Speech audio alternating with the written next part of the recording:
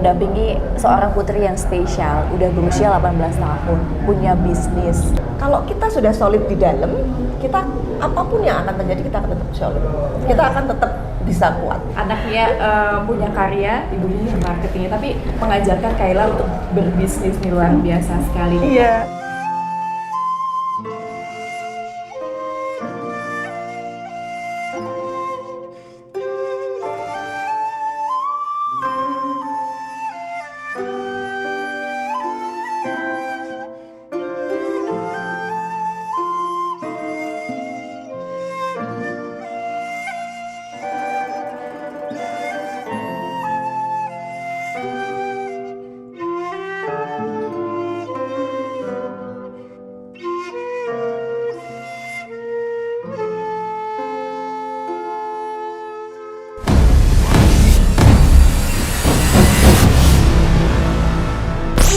Selamat datang Mbak Christine, terima kasih sudah diundang ke sini, ya, Bu Endai. Ini baru pertama kali cabang kedua saya. Cabang kedua ya. Silakan duduk. Kita cerita-cerita yuk, Bu. Oke. Halo, ketemu lagi di Ruang Radio, selalu ada ruang untuk radio. Ini spesial banget hari ini ya, Ruang Radio itu berkunjung ke tempat yang nuansanya Jepangan gitu ya. Dan saat ini saya sedang ada di Wasabi Sushi and Ramen di cabang Bulu bersama ownernya sendiri, Ibu Endai. Selamat datang di Ruang Radio, Bu Endai. Selamat datang, terima kasih sudah datang. Luar biasa sekali ya. Kalau biasanya itu saya yakin ya banyak yang udah pada datang ke Wasabi, entah itu cabang yang di Bulu sini atau yang di Tembalang sana. Nah, ini adalah ownernya. Kita akan tanya-tanya sebenarnya Bu Endai itu asli mana sih, Bu? Kenapa bikinnya restonya adalah di Jepangan begini? Saya sih sebenarnya asli keturunan Jawa sih ya. Jawa. Cuman saya sempat kuliah di perhotelan, saya kuliah di Bali, sama saya kuliah di Jakarta. Kebetulan kami tinggal di Jakarta dulu. Oke. Di Jakarta. Tapi Iya. terus ini bisnis yang pertama Bu Endai di Wasabi ini? Pertama. Dari Jakarta bikin bisnis pertama di Semarang. Itu Pertama. ceritanya gimana tuh, Bu Endai? Sebelumnya sih bukan Wasabi, karena memang setelah kami mencoba-coba untuk melepas pekerjaan dan mencoba untuk gambling berbisnis, saya mencoba waktu itu awalnya catering karena ibu saya sih usaha catering. Jadi saya mengawali itu, tetapi entah kenapa saya akhirnya lari ke Jepangan. Unik sekali ya. Tapi cateringnya dulu gak ada yang bau Jepangan gitu ya, Bu ya? Gak ada sama sekali. Makan Nusantara.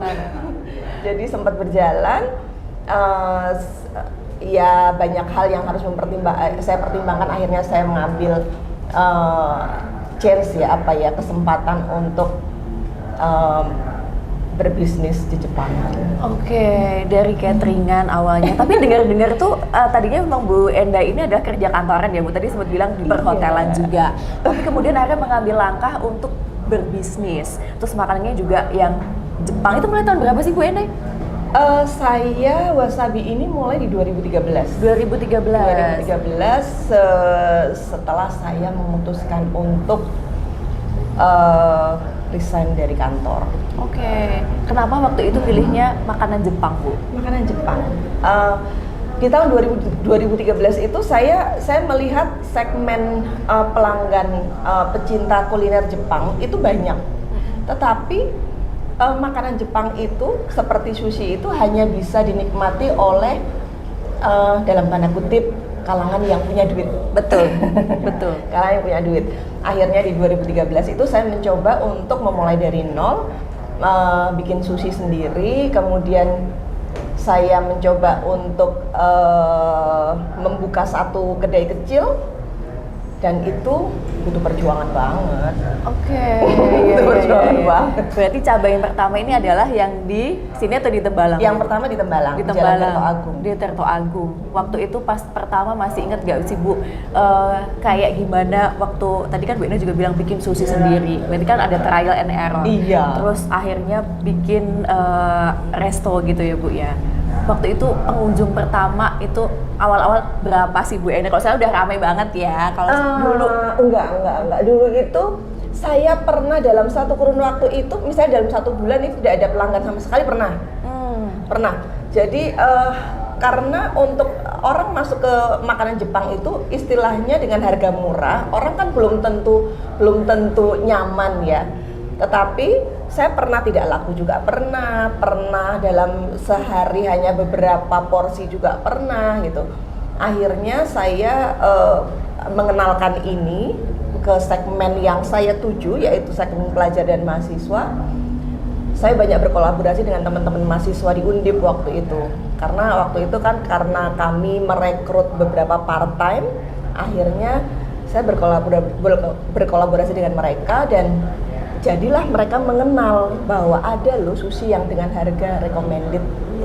Ini luar biasa ya. Jadi awalnya nggak sengaja kolaborasi berarti ya Bu, dari part time terus kemudian Bu Enda mengambil peluang untuk bisa kerja bareng sama mereka untuk mengenalkan wasabi ini.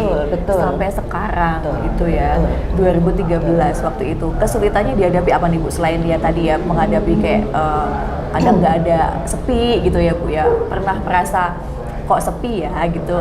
Pastinya ada ya Bu, tapi gimana untuk menghadapinya sampai bisa bertahan dari 2013 sampai sekarang nih Bu Enda? Sebenarnya kesulitan awal saya sebenarnya kalau untuk berkembang itu SDM pasti. Karena SDM yang di Wasabi ini saya tidak merekrut, saya tidak meng-hire benar-benar sushi maker yang dia hiring sushi maker, enggak. Tetapi kalau saya hire personil Wasabi, kru Wasabi. Jadi dari kru itu saya mengajarkan sendiri. Saya mengajarkan mereka untuk menggulung sushi, dan menggulung sushi itu kan sebenarnya perlu teknik ya, butuh teknik. Dan saya mengajarkan itu, saya mendampingi hingga mereka benar-benar menjadi sushi maker saat ini. Wow. Keren. Itu memang kendala yang terberat itu adalah SDM. Bagaimana kita mengajarkan SDM? Iya. Kan ngurusi orang tuh gak gampang ya Bu. Iya. Dari awalnya saya punya satu personil, sekarang sudah ada beberapa yang tergabung dalam Wasabi ini. Oke. Nah ini boleh bagiin juga nih Bu tipsnya mungkin buat ibu-ibu atau orang-orang yang ingin memulai untuk berbisnis gitu.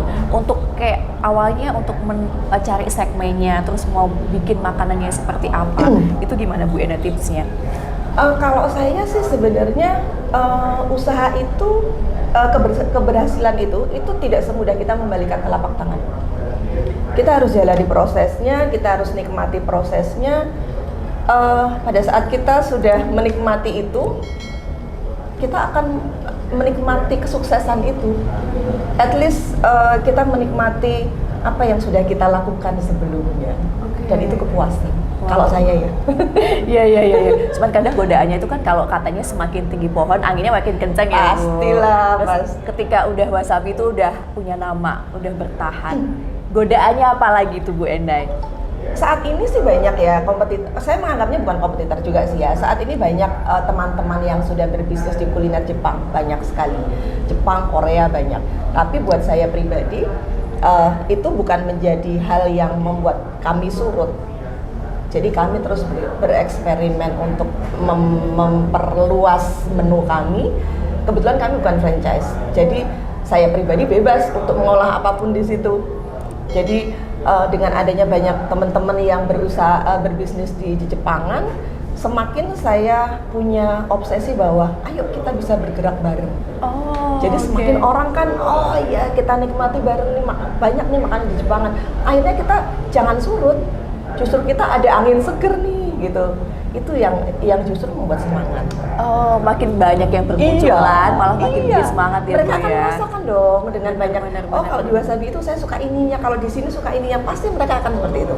Iya. Karena kalau sekarang itu memang banyak banget, bener kata Bu Enda. Jepang, Korea itu mulai banyak, tapi Wasabi itu udah ada emang ya dari 2013 dan eksis sampai sekarang. Nah, pandemi kemarin gimana Bu? Pandemi ya. Pandemi. Aduh, kalau ngomongin pandemi itu sebenarnya apa ya?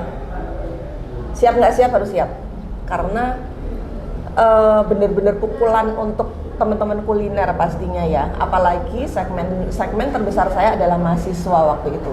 Mahasiswa di mana saya ada di Tembalang, kemudian mahasiswa libur semuanya. semuanya. Akhirnya dan pemerintah minta kita hanya open untuk Gojek.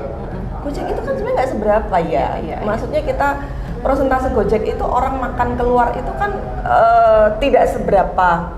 Orang beli Gojek itu tidak seberapa nikmat dibandingkan orang makan di tempat. Betul. Akhirnya ya saya jalanin itulah. Saya mengikuti alurnya aja. Ikuti alurnya ya. Mahasiswa belum masuk sampai sekarang pun juga mahasiswa masih belum full ya sudah. Tapi ada sesuatu yang membuat akhirnya poin plusnya ada beberapa segmen di luar mahasiswa itu yang masuk. Jadi seperti mungkin yang keluarga. Akhirnya pandemi mahasiswa berkurang, keluarga jadi nambah. Itu yang poin plusnya. Ya akhirnya ya harus disyukuri lah. Iya, rezeki bisa datang dari mana saja ya Bu ya. Oke, pandemi ini ya udah tahu lah ya jalannya gimana. Ini kan katanya tahun depan resesi nih Bu Enda. Gimana nih untuk seorang pebisnis menghadapi seperti ini Bu Enda? Persiapannya apa Bu? Kalau saving ya kita harus saving ya.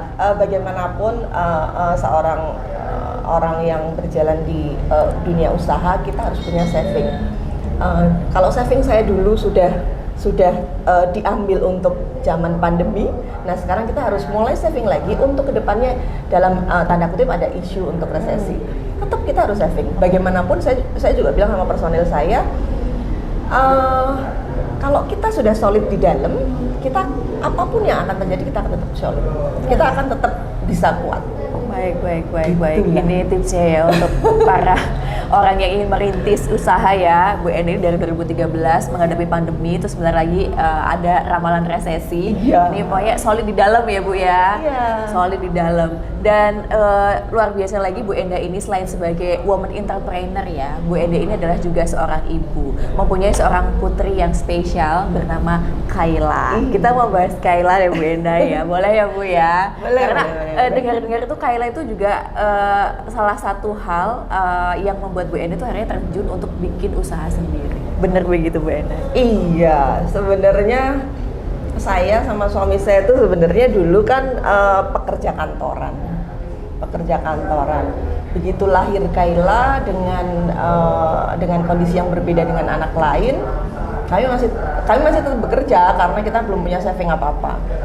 Begitu dia sudah di umur 2 tahun, semakin kami kekurangan waktu sebenarnya. Karena mungkin kalau untuk anak lain, anak normal pasti orang tua pasti bisa nyambi dan sebagainya. Tapi karena kondisi Kayla ini kami tidak bisa nyambi waktu itu, saya memutuskanlah untuk resign.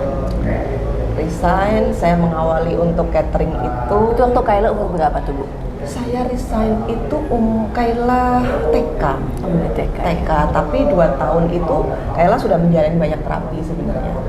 Jadi saya resign, dia TK, kami pindah ke Bekasi, ke Jakarta karena memang harus berobat di sana kan ya. Terus dari situ Kayla sekolah di sana, dia kelas 2 SD, kami pindah ke sini. Kami pindah ke sini, tetapi dengan benar-benar dengan bisnis yang menjalankan catering itu aja. Waktu itu masih catering? Masih. Di 2013 baru kami mulai memutuskan untuk ayolah kita pelan-pelan gitu. Kayla homeschooling sih waktu itu ya. Sampai di SMP kelas 3. Saat ini SMP kelas 3 Kayla? Sekarang sudah 18 tahun. 18 tahun. Ya, mendampingi seorang putri yang spesial, udah berusia 18 tahun, punya bisnis. Bu Enda merasakan, kita nggak mau ngomongin kesulitan lah ya, ngomongin ini aja Bu, suka dukanya Bu. Gimana jatuh bangunnya Bu Endai, harus menjalankan peran sebagai ibu, harus memimpin teman-teman di Wasabi untuk bisa berjuang dan bertahan sampai sekarang.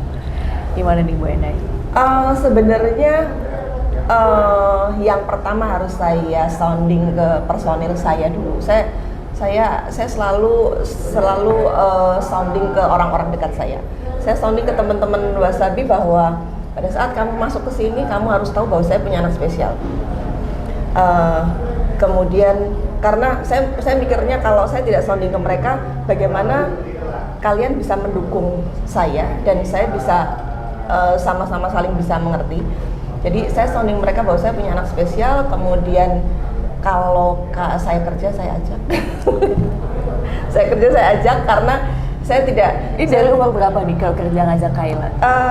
Sebenarnya ya dari kecil. Dari kecil ya. Cuman selepas kalau kantoran nggak saya ajak. Tapi begitu saya sudah mulai pelan-pelan usaha sendiri, saya ajak. Akhirnya memang pada akhirnya saya banyak belajar dari Kayla justru itu. bukan Kayla dari saya belajar banyak dari Kayla.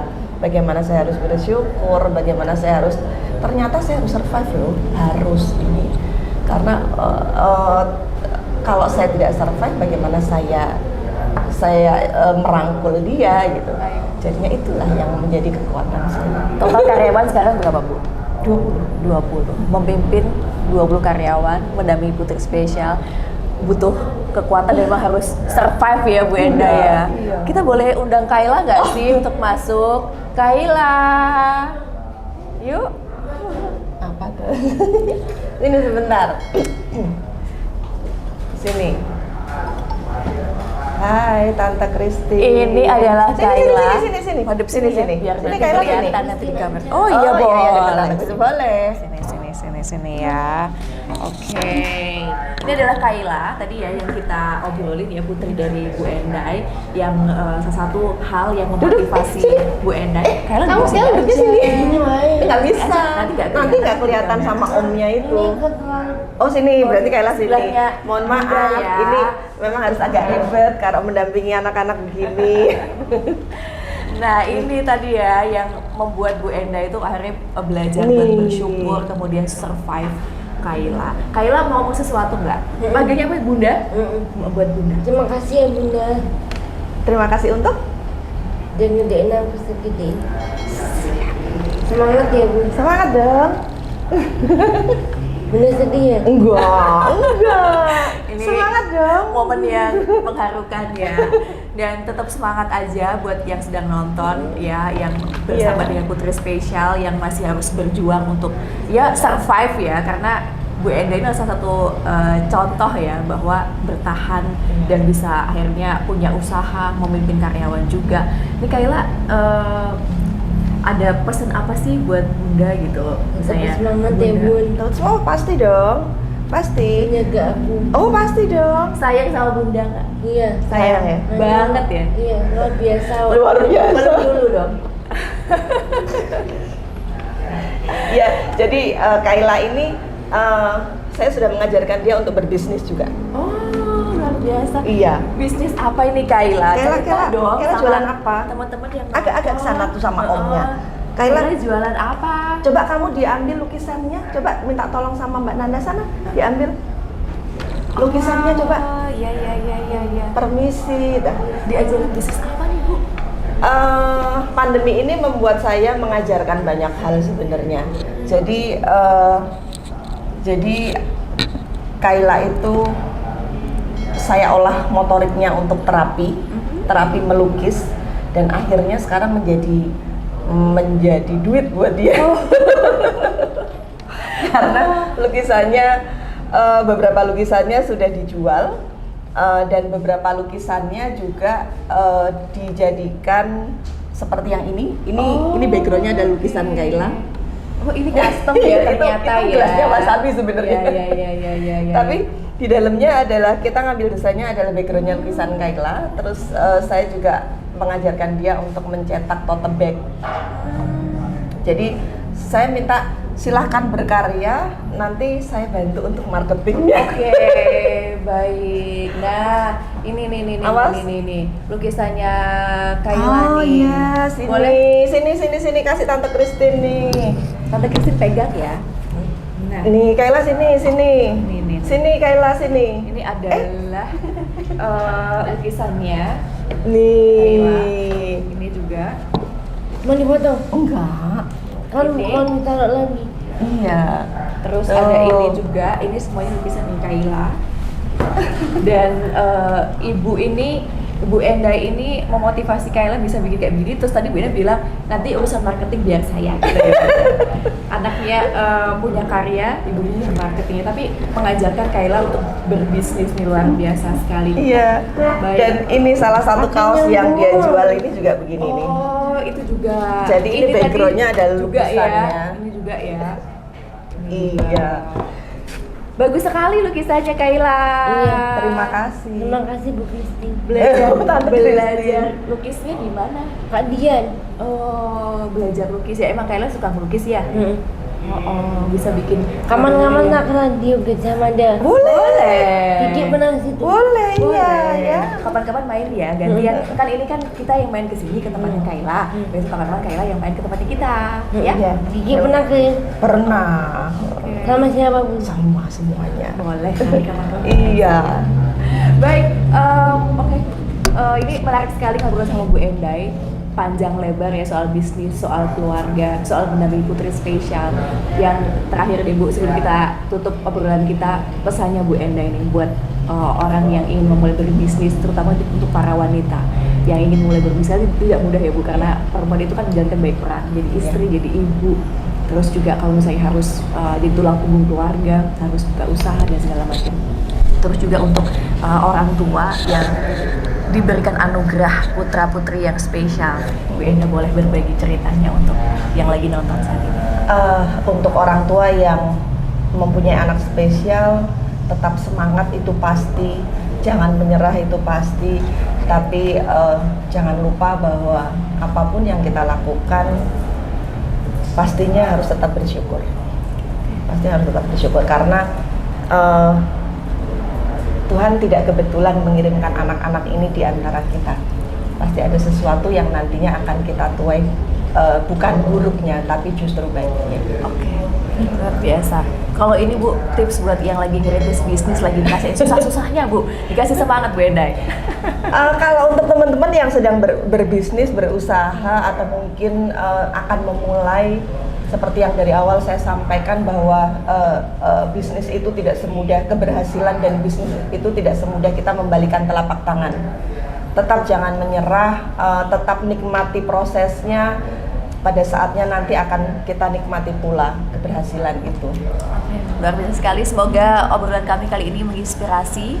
Jangan lupa untuk nonton videonya, komen juga, like juga, share videonya juga, dan subscribe Gajah Mada Group Channel. Terima kasih banyak Kayla, Bu Endai. Terima kasih. Terima kasih banyak. Ini Radio Gajah Mada dan Imelda ini salah satu terapi telinga bagi Kayla. Karena di rumah saya itu selalu saya perdengarkan radio. Ini bagus banget untuk ibu-ibu. Ya, Iya. Ini bagus banget untuk ibu-ibu atau orang tua yang punya anak spesial. Jadi anak itu butuh terapi. Jadi tidak hanya penglihatan visual, tapi dia perlu pendengaran. Jadi musik, kemudian segala sesuatu yang baik yang masuk ke telinga mereka, pasti mereka akan secara langsung merekam. Dan ini saya buktikan di Kayla. Dia untuk lagu-lagu ini. Bu Enda. Nanti itu mengulang. Iya. Kita ketemu lagi kapan-kapan ya. Kayla main ya nanti ya ke studio ya sama Bunda juga Oke. ya. Di sini ada temannya. Iya nanti. Habis itu ini saya lihat omnya kita tutup dulu. Terima kasih banyak sudah nonton juga. Sampai ketemu lagi di Ruang Radio. Selalu ada ruang untuk radio. Bye bye.